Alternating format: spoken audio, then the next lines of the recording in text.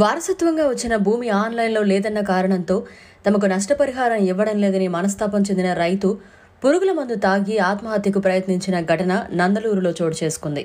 నందలూరు మండలంలోని నారాయణ రాజుపేట గ్రామానికి చెందిన బోడే జనార్దన్ తనకు వారసత్వంగా వచ్చిన భూమి సర్వే నంబర్ 1/1D2 1/1H3లో గల 1 ఎకరా 28 సెంట్ల భూమిలో నేషనల్ హైవే వస్తుండటంతో తన భూమి ఆన్లైన్లో లేని కారణంగా తనకు పరిహారం రాదని చెప్పి భూమిని తీసుకుంటున్నారని, దీనిపై పలువురు అధికారులు కలిసి వినతి పత్రాలు సమర్పించినా వారు పట్టించుకున్న దాఖలాలు లేవని, తాను సన్నకారు రైతులని, తమకు ఈ భూమే జీవనాధారమని, పరిహారం రావడం లేదని మనస్తాపం చెంది ఆత్మహత్యకు పాల్పడ్డారు.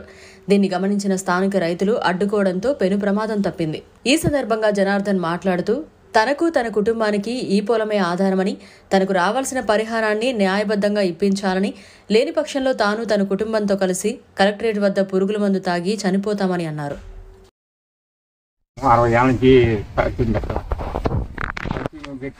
ఇప్పుడేమో పరిచయమేమో మళ్ళీ ఊరు అడ్డకెచ్చుకుంటే ఇప్పుడు వచ్చి ఈ ఊరి నోటి కాడ తీసుకొని పోతున్నారు రోడ్డు వేసుకొని. ఆ రోడ్డు గురించి మేము బాధపడి ఎంతమంది అడిగినా కానీ కానే కాదు అని ఉంటారు. కానీ కాదంటే మేము ఇండియాలో పెట్టి ఏం చేయాలా, మేమేమి తినాలా అని మేము అడుగుతున్నాం.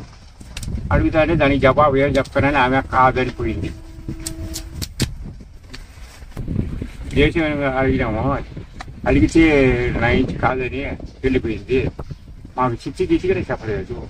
మేమేమో కాసుకెళ్ళలేని తోడుగా మేము డబ్బులు ఇచ్చామని ఇచ్చే కొంతమంది దుంకున్నారు, కొంతమంది లెక్క తీసుకోకుండానే మా ఇంటి కాదన్నారు. మేమేమో ఆన్లైన్లో చేసి లెక్క ఇచ్చినాం.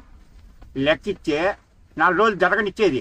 అవన్నీ మేము 5 రోజులు పోయినా వద్దు, ఏం లేదుయా ఇక్కడ జరగదు ఏం చెప్పాడు. పలకనకడ పలకల నలగడికి ఇచ్చినట్టు ఇచ్చిటా ఏంటి, లేకపోతే నన్ను నమ్ముకున్న వాళ్ళు మేము మిమ్మల్ని నమ్ముకొని ఇవంతా ఫైట్ చేస్తున్నాము. పోయినా కానీ కాదని ఉన్నారు. నువ్వు ఏదైనా చేస్తావా చెయ్యి, లేకపోతే పని ఈ నీ మందునే వచ్చేస్తాం. ఎరగడ ఇంట్లో కూడా రచ్చుకోం, నీ ఆఫీస్ కాడికి వచ్చేస్తా. మరిన్ని అప్డేట్స్ కోసం మన HN9 టీవీ ఛానల్ని సబ్స్క్రైబ్ చేసుకోండి.